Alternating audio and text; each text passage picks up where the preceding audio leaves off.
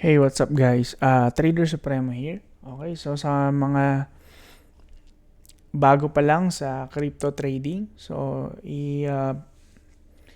i-introduce ko lang kayo sa isa sa mga ginagamit ko exchange which is yung MEXC. So before pa tong partnership na to sa MEXC, so alam nyo na number one fan ako ng MEXC. Kaso hindi siya ganun kakilala sa Pilipinas. Pero ngayon, unti-unti nang napopromote itong MEXC sa Pilipinas, no? So isa siya sa mga pinaka-favorite kong exchange dahil sa leverage, no? So sa mga nakakaalam ng sistema ng Supremo Range, gumagamit kami ng max leverage para sa minimal margin lang yung magamit namin per trade para nakakapag-hold kami ng trade, makapag-open pa kami ng mga panibagong positions, no? So yun yung reason kung bakit sobrang fan ako nitong MEXC, no? So at isa pa yung user interface niya, sobrang dali, para siyang Binance, no? So na pinadali, no? So isa to, kaya ito rin yung reason kung bakit pinurse natin na magkaroon ng partnership with MEXC, no? Okay, tapos meron siyang SEC registration sa Pilipinas, kaya hindi siya madadali na parang Binance, no? So looking good, no? Looking good. So ngayon, paano gumamit ng crypto exchange sa mga bago dyan, no? So turuan lang natin. Okay, so napakadali lang. Una, paano muna mag-download? Madali lang. Una, sa video na to na i-upload natin, so meron yan description. Punta ka lang doon. For example, dito. Okay, makikita mo yung mga exchange. Hanapin mo lang yung MEXC, no? Hanapin mo lang yung YouTube channel natin. Trader Supremo. Yan. Tapos, punta ka sa video. Tapos, doon sa video, meron yung description. Yan, no? So, makikita mo dyan, dito sa description, yan yung, andyan yung mga link, no? So, click mo lang yung MEXC, then download mo lang yung app, andyan na yon, then register ka. Pagka-register mo, gamitin mo yung code natin, which is nandito tayo sa screen natin, para kung sakali man magkaroon tayo ng, for example, community in the future, at i-private natin yon, try natin i-consider magkaroon ng community para sa MEXC, no? Sa lahat ng mga sumusuporta sa atin, no? So again, para sa channel na to, pwede mong gamitin yung referral code. Yan. Kung gusto mo ng magaganitong video pa na mga susunod, no? So, kapag dinownload mo yung app. After nun, balik tayo sa MEXC. Ngayon, una, paano ka muna maglalagay ng pera? Kasi yun yung pinakatanong sa lahat eh. Paano? So, meron tayong dalawang klase ng paraan. Meron tayong tinatawag na direct deposit from bank. Tapos, meron tayong P2P. Ngayon, ito yung isa sa mga downside lang ng MEXC kasi hindi pa sila ganun kilala. Bago pa lang eh. Matagal na exchange. Matagal na exchange kaso hindi pa siya ganun gamit, no, nakaramihan, no. Pero sa ibang bansa, sikat na sikat tong MEXC, no. So ngayon, nag-start na sila, no. Ngayon, hindi pa lang ganun ganda yung P2P, no. Kasi pangalawang paraan ay yung P2P trading. So ngayon, hindi pa siya ganun kaganda, hindi pa ganun karami yung merchant, pero eventually dadami yan, no. So kita nyo, nung isang araw isa lang to eh. Ngayon dumami na, no. So unti-unti bro, no. So unti-unti, no. So yun. Okay. So pwedeng debit, credit. Ngayon depende yan kung anong klase ng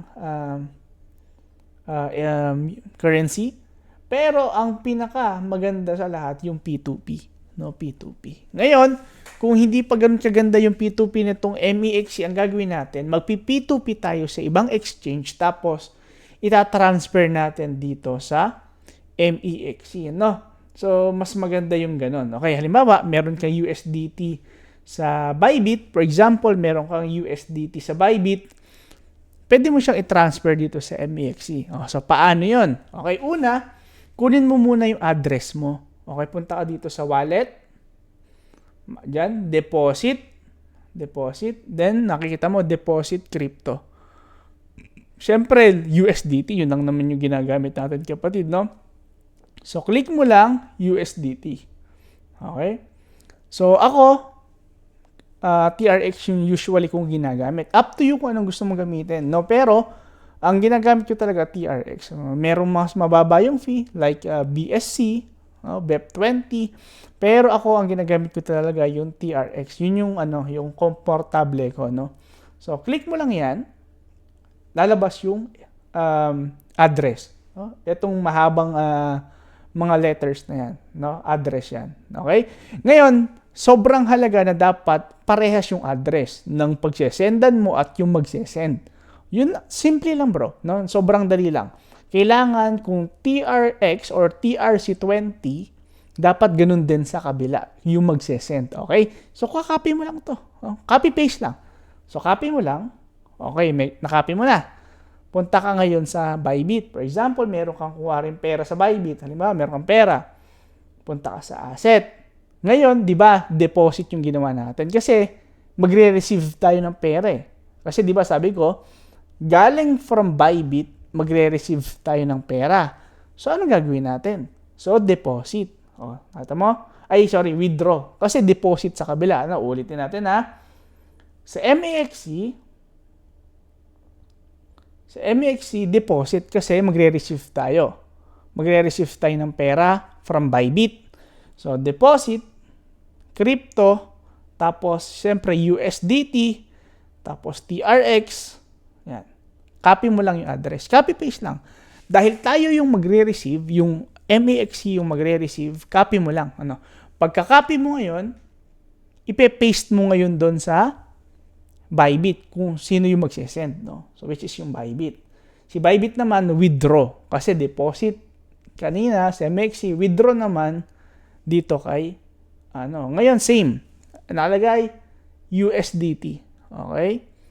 Same USDT, lagi USDT lang, no? Okay. Ngayon, address, ipe-paste mo lang. Paste mo lang. Paste. Kung ano yung kinapi mo, paste mo lang. Okay, na-paste mo na. Tapos, network. Dapat, same lang yan dun sa sinenda natin. Okay? Ganun lang siya kasimple. And then, lagay natin, for example, $200. No? Okay? $200.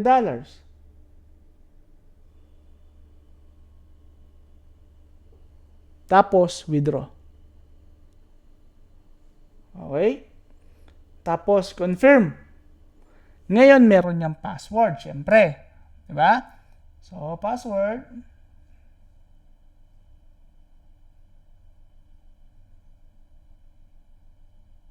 Okay? Tapos, meron tayong Google Authenticator. Sa mga hindi nakakalam ng Google Authenticator, ida-download mo lang yan sa App Store. So, pag nag-set up ka ng account, ando naman yon, self-explanatory naman yon, no? So, ganito yung itsura niya. So, for example, kung Bybit, hanapin natin Bybit. Ito.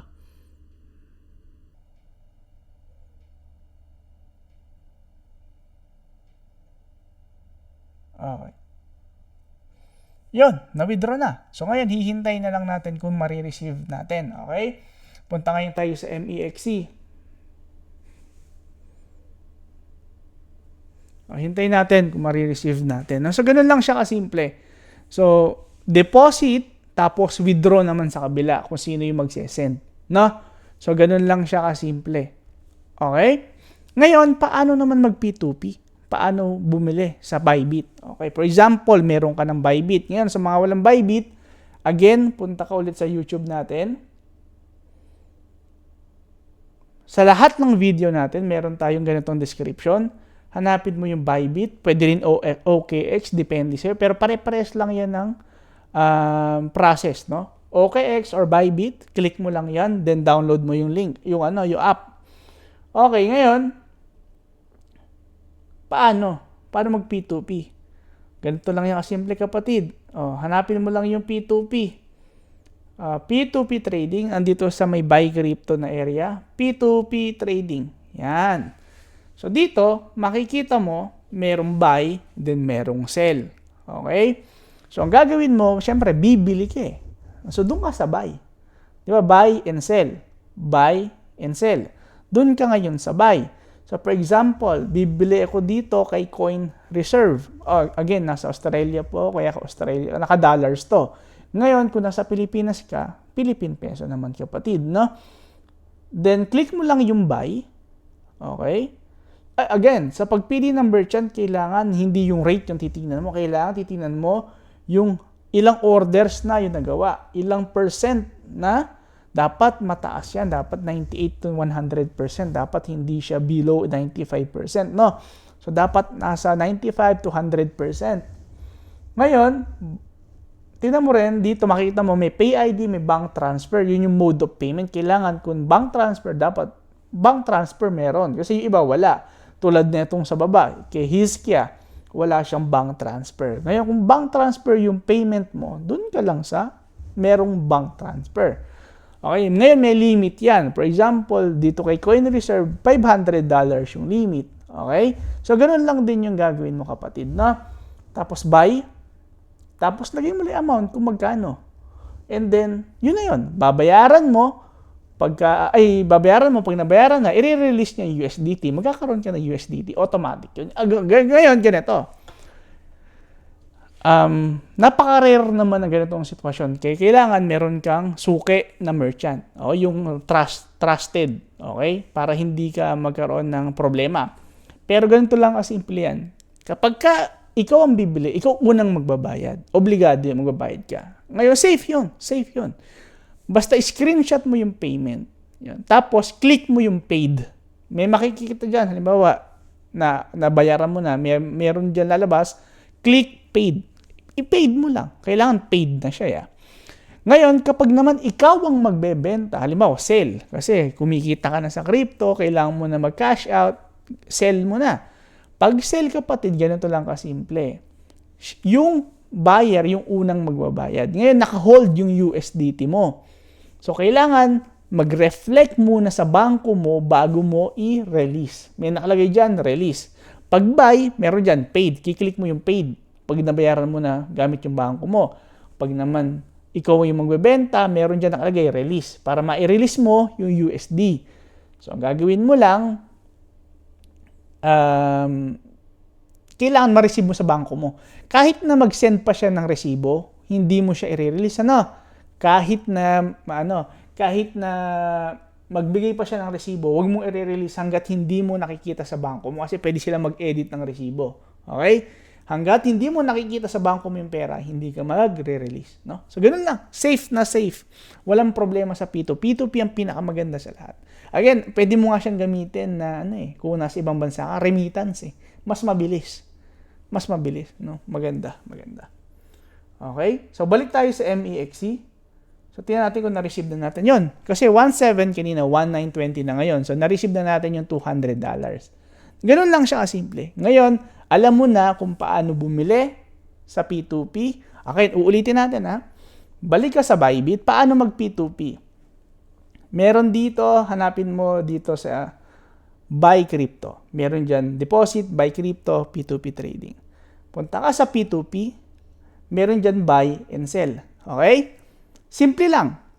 Pili ka lang ng merchant. Makikita mo dyan kung ilang orders na yung nagawa, kung ilang percent. Tapos, merong limit dyan at meron ditong mode of payment. Nakalagay sa baba, di ba? Pay ID, bank transfer. Ngayon, nakita mo yung nasa baba, Hiskia. Nakita mo yung merchant na pangalawa. Wala siyang bank transfer. So, iba-iba yan. Kailangan kung ano yung mode of payment mo, dapat dun ka lang. So, kung bank transfer, halimbawa, BPI, ganyan, yun lang yung bank transfer. So, babay ka lang ngayon. Pagka-buy mo, lagay ka ng amount. Halimbawa, $200 lang. Lagay mo yun. Okay? Tapos, buy. Ngayon, meron siyang limit. So, kung halimbawa, 500 yung limit, so 500. Okay? Ngayon, sa Philippine Peso, hindi ko alam kung ano yung limit. Again, meron mga nagbebenta ng konti lang. Pwede rin maramihan. Depende sa merchant. Pipili na lang kayo ng trusted, no? Sa Pilipinas, bro, sobrang reliable. Sobrang reliable. Wala kayong magiging problema. Sobrang bilis. Sobrang okay. Wag lang yung mga dodgy na ibang ano, no? Huwag kayo pipili ng masyadong mataas yung rate. Dodgy yun. Doon kayo sa trusted at marami ng transactions, no? Then, buy mo lang. Tapos, bayaran mo gamit yung bangko mo. Halimbawa, naka-BPI ka. Bibigyan ka ng bank details. Makikita mo yung bank details dito. Okay, so pag nabayaran mo na, for example, dito, pag nabayaran mo na, pag kinlik mo yan, bibigyan ka ng bank details. Babayaran mo na. Pag nabayaran mo, click paid. May lalabas dyan, click paid. Pagka-click paid mo, i-release niya yung USDT. Automatic magre-reflect na yung USDT mo dito sa app mo. Okay? Ngayon, kapag naman sell, halimbawa magka-cash out ka na, kikita ka na eh, no? Kumita ka, nanalo ka sa trade. Sell, tapos for example, dito, magsisell ka ngayon, mataas yung ano niya eh. O, makita niyo yung transaction niya, kung ilan, 3,306, tapos 99%, halimbawa, sell. Pag sell mo, halimbawa, magsisell ka ng $400 o kaya $4,000, then, magbabayad muna yung pinagbentahan mo. No? Magbabayad siya muna. Okay. Pag nagbayad na, yung merchant na to, tsaka mo lang siya re-release. Hanggat hindi mo nakikita yung pera sa bangko mo, hindi mo siya re-release. Ano? Kahit na mag-provide pa siya ng bangko. Halimbawa, usually, yung iba kasing bangko, 3 days bago mo ma-receive yung payment. Hintayin niya yung 3 days. No? Kahit mag-dispute pa siya, wag mong i-re-release hanggat hindi mo nakikita yung pera sa bangko mo. Number 1 rule yun, wag mong i-re-release hanggat hindi mo nakikita yung pera sa bangko mo. Kahit nabigyan ka ng resibo, kahit na ano pang sabihin niya, kahit na magtutuwad siya doon, hindi mo i-release. Okay? Yun lang yun. Napakaganda ng control nitong P2P. Wala tong scam, wala. Sobrang ganda ng control. No? So, kung sakali man hindi siya magbayad, hindi mo i-release. Then, naka-hold yung USDT mo sa'yo. Okay? Ganun lang simple. Okay. Balik tayo sa MEXC. Okay, alam mo na kung paano mag-deposit. Alam mo na kung paano bumili from other exchange tapos i-deposit ngayon sa MEXC. Okay? So, okay na. Okay. So, ngayon, ano yung susunod na kailangan mong gawin? Alam mo na kung paano bumili, alam mo na rin kung paano magbenta. So, ngayon, halimbawa, kumita ka na sa MEXC. Gusto mo ngayon ibalik sa Bybit kasi gusto mong magbenta. Gagawin mo naman ngayon, ikaw ngayon yung magwi-withdraw. So ngayon, si Bybit, siya naman ngayon yung magre-receive. O, so paano naman yon? Simple lang. Punta ka sa asset, punta ka sa deposit. Kanina, si MEXC yung nagde-deposit, di ba? So ngayon, baliktad. O, kasi ika-cash out mo eh. So dadalhin mo ngayon sa Bybit. So deposit crypto, USDT. Again, TRC20, kunin mo lang yung address. Basta dapat, kung TRC20 lang. Parehas dapat. Hindi pwedeng gagamit ka ng ibang network, ha? Hindi mo marireceive yun. Hindi mo na makukuha yun. Hindi na mariretrieve yun. No? So, eto, click mo lang to. And then, balik ka ngayon sa MEXC. Withdraw ka naman ngayon. Di ba, baliktad kanina, yung si Bybit yung nagwi-withdraw. Okay? So, yung nagwi-withdraw. Tapos, kanina, si MEXC yung deposit. Ngayon, baligtad. Kasi dahil isa-send mo siya palabas, ano ka ngayon? Withdraw. Tapos, i-copy-paste mo lang yung address. No? Ito yung address kanina. Okay? Ulit, galing kang Bybit. Kunin mo yung address. Punta ka ngayon kay MEXC. I-paste mo lang. Tapos, dapat yung network mo, TRC, hindi pwede ibang network. Kaya nga ako, laging TRX lang para hindi na ako nalilito. Laging TRX lang, TRC20. Click mo lang, tapos $200, tapos confirm. Ganun lang kasimple, kapatid. Then, confirm withdrawal. Then, ngayon, may code yan. For example, get code.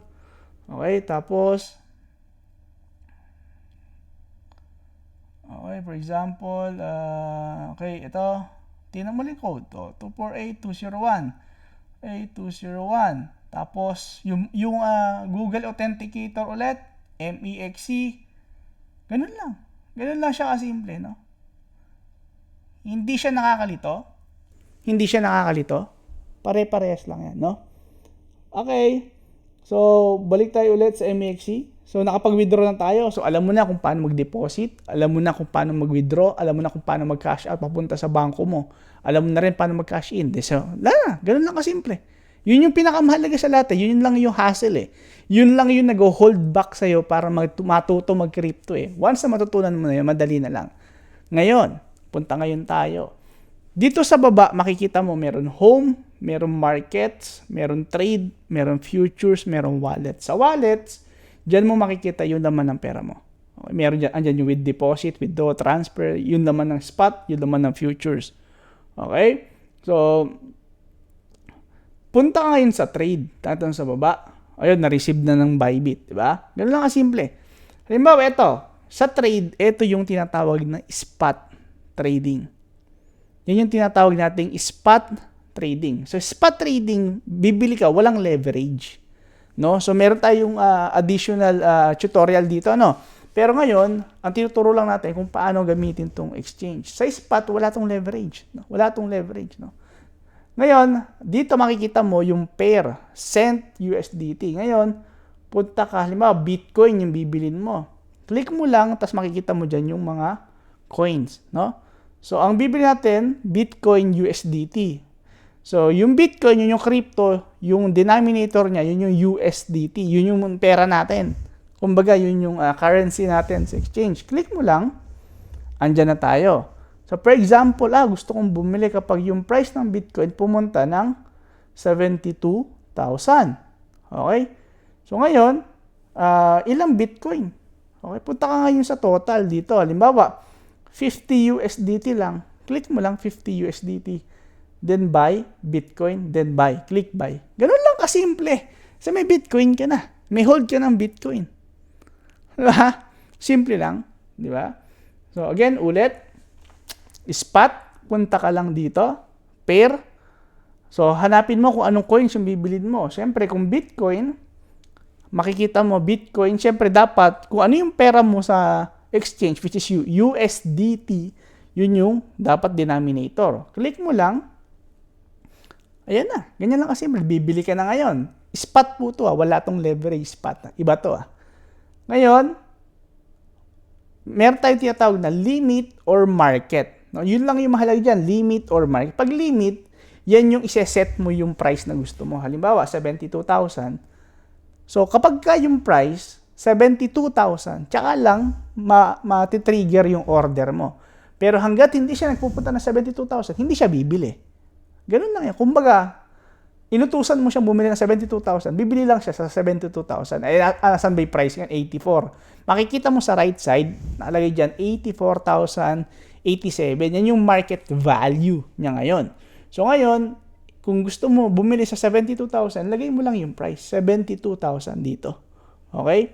Ngayon, ilang Bitcoin? So dito, mahirap kasing computin kasi 84,000. Ngayon, kung gusto mo lang bumili, $50 lang, andito sa baba, nakalagay naman total USDT, $50. O kaya 100. O, ganun lang. O, meron ka ng Bitcoin ngayon. Buy Bitcoin, tapos meron ka ng Bitcoin. No? Ulitin ko halimbawa, gusto ko naman bumili ngayon na kasi naatat ako, na-stress ako na naghihintay eh. So, punta ka dito sa limit, palitan mo ng market, lagay ka ng magkano USDT. Lagay mo 100, buy Bitcoin. Ganun lang siya kasimple, bro. Ganun lang siya kasimple. No, meron ka ng crypto ngayon. Ang gagawin mo ngayon, every month, tuwing kumikita ka, cash in ka ngayon, deposit ka, bili ka ngayon, Bitcoin, $100, meron ka ngayon spot. Meron ka ngayon investment sa crypto, no? Okay tayo doon? Okay tayo doon, no? Okay. So, alam na natin yung spot. Paano naman yung futures? Okay. Ngayon, meron tayong tinatawag na leverage. Ngayon, again, malilito kayo kapag diniscuss ko na rito yon. Sa leverage, yun yung nanghihiram tayo sa exchange. For example, ito, futures. Ngayon, iba to. Okay, meron tayong ibang tutorial para dito. Tuturuan ko kayo paano mag-trade ng futures. Okay? Dito bro, tuturo ko lang sa inyo kung yung basic. Ngayon dito makikita mo yung pair. Halimbawa gusto mong i-trade Ethereum. Hanapin mo Ethereum. USDT, click mo lang yan, no? Yan. Ngayon, dito makikita mo kung cross or isolated. Laging cross. Huwag kang gagamit ng isolated. Cross lang lagi. Okay, then confirm. And then, ito yung leverage. Okay, so ako, laging max leverage ako kasi tuturuan ko kayo kung paano gamitin ng tama ang leverage. Okay, hindi siya high risk. Yung 200x at 2x, parehas lang yan. Walang pinagkaiba. Okay, tuturo ko sa inyo kung bakit sa mga susunod na video, no? Confirm. Ngayon, dito makita mo kung market or limit. Limit, same lang yon nang diniscuss ko kanina. Pag sinabi nating limit, magse-set ka ng price na gusto mo kung kailan ka maglolong. Okay? Magse-set ka limit, tawag doon. Ngayon, kung atat ka na gusto mo, ngayon na, maglolong na ako ngayon, kailangan ko na maglong ngayon kasi market aakyat na. Click mo lang yung market, magkano yung amount. Ngayon, dito magkakatalo. Bakit? Ito yung sinasabi ko kung bakit parehas lang yung 200x at 2x. Papakita ko sa inyo kung bakit. Ha? For example, gusto kong mag-long kay Bitcoin. Ang gusto kong amount na ilong is 10,000 USDT. Again, kapag ka futures, low time frame yan. Meron yung leverage, meron yan stop loss. Tuturo ko lahat yan sa inyo. Relax lang. Download nyo yung MEXC. Pag-aralan nyo yung software, yung app, siyempre gamitin yung link ko para dire-diretso tayo sa mga tutorial. Siyempre, kung walang gagamit nun, walang support, paano natin nagko-cost na expense yung oras ko para mag-provide ng video? Siyempre, tatama rin ako sa susunod. No? So, yon gamitin nyo para tulong natin sa MEXC, no? Kasi sila yung nagbabayad sa atin. Wala akong makukuha sa inyo, walang kaltas sa inyo yun.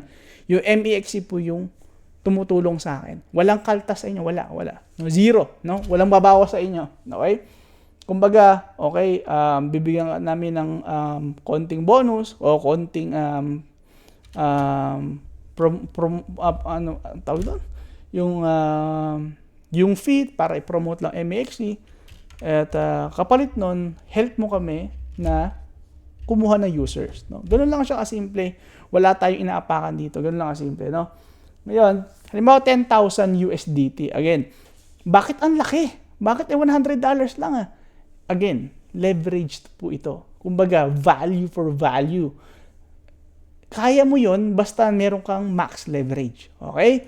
Kasi, ang kailangan mo lang na move, 1% move, ganyan lang si Bitcoin gumalaw in a day Sa intraday, 1% move, ganyan lang. So, kailangan mo ng malaking pera. So, kailangan mo 10,000 USDT. Ngayon, pwede ba akong mag-long kahit 100 lang, tapos 10,000 USDT? Yes.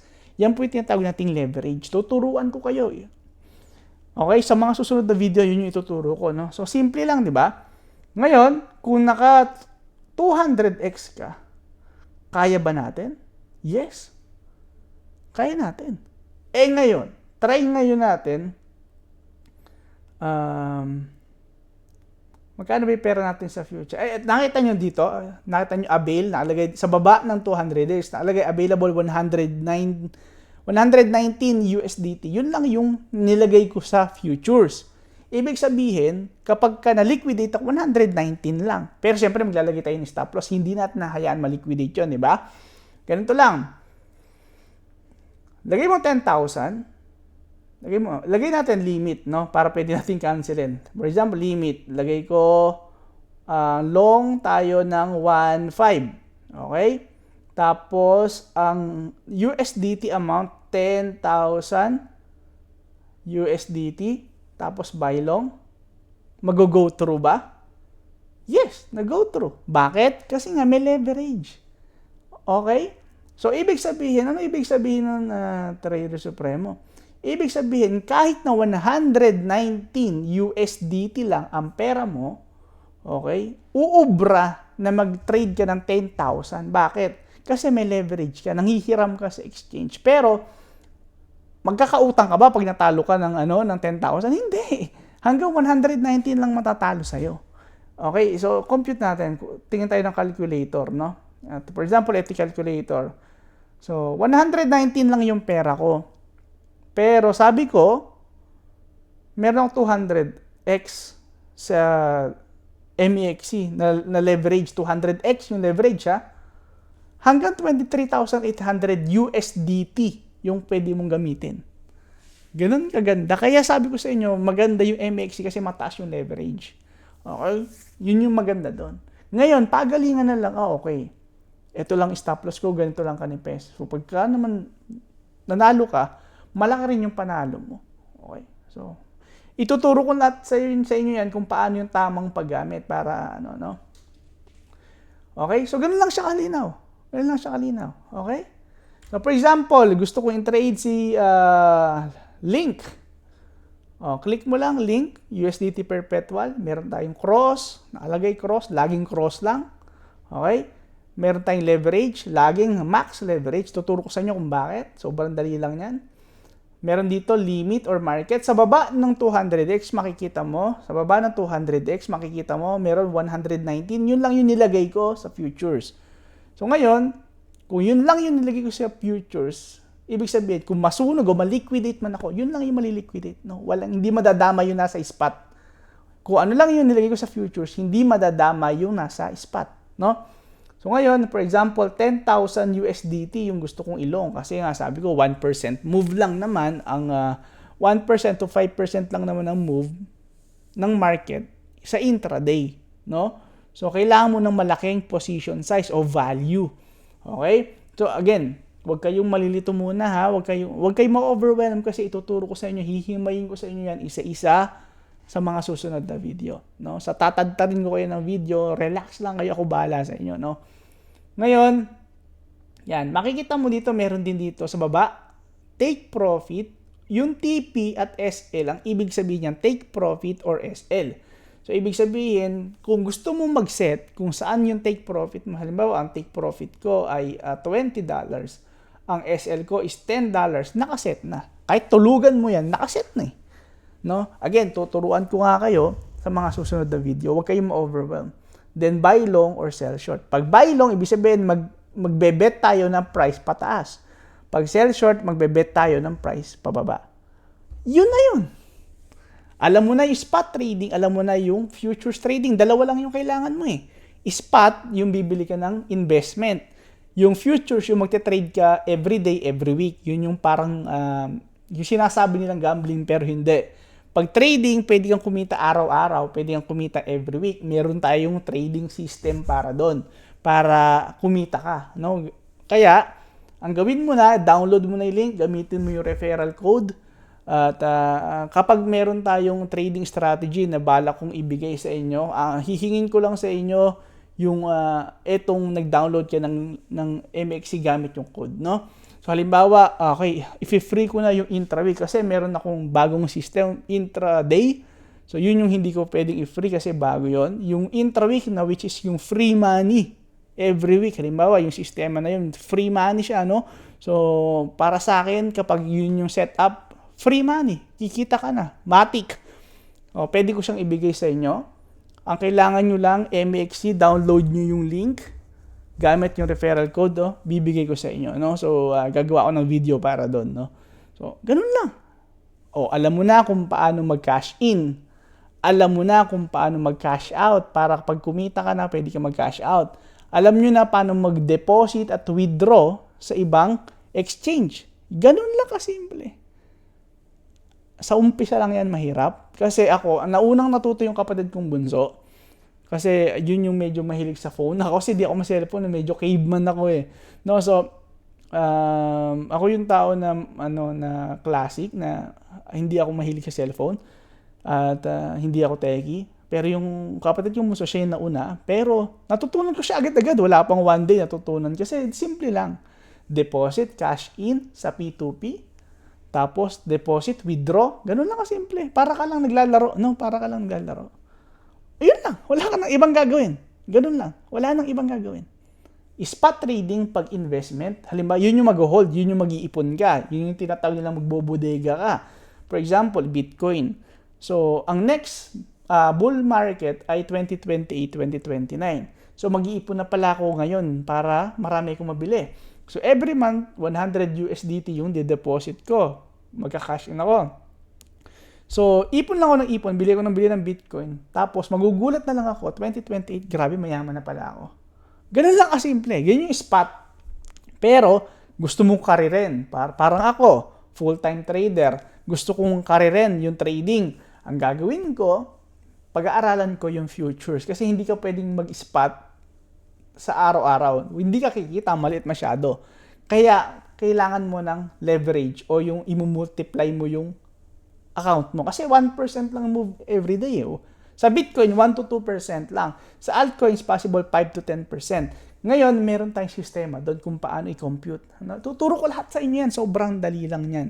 No? So, yun. Ganun lang kasimple, bro. Again, tulong natin to sa MEXC, panibagong partnership. Hindi ako nakikipag-partner sa mga exchange na hindi ako sigurado. MEXC, matagal ko na itong gusto, kaso hindi siya ganun kasikat pa sa Pilipinas. Ngayon, nagsisimula na sila, kaya tuwang-tuwa ako, kaya nga ginrab ko agad itong MEXC, no? So, yun lang. Okay, so eventually, kapag tapos na akong ilatag lahat ng tutorial na basic sa inyo, so, i-free ko na rin yung intra-week, no? Again, meron akong bagong sistema na intraday. Hindi ko muna siya maibibigay sa inyo kasi sobrang tagal kong inaral nun para sa akin. Yung intra-week, 2 taon bago ko ma-master yon, ibibigay ko sa inyo free. Ang kailangan ko lang, etong Pero, siguro mga next month ko siya bubuuin, no? Tapos, kailangan ko lang tong code, yung UID nyo, tapos, mag-deposit lang kayo and then mag-trade kayo dyan. Kapag nakita ko nagte-trade kayo, ibibigyan ko kayo ng free trading strategy, no? So, yun. Ganun lang kasimple, bro. Ganun lang kasimple, no? So, maraming salamat sa pakikinig. Okay? Sa mga susunod, ituturo ko sa inyo kung paano mag-trade, no? Again, ang gagamitin natin MEXC. Sa lahat ng tutorial na gagamitin natin, puro MEXC lang, no? So, yun lang. Maraming salamat. God bless sa inyo, kapatid, no? So, sa susunod ulit.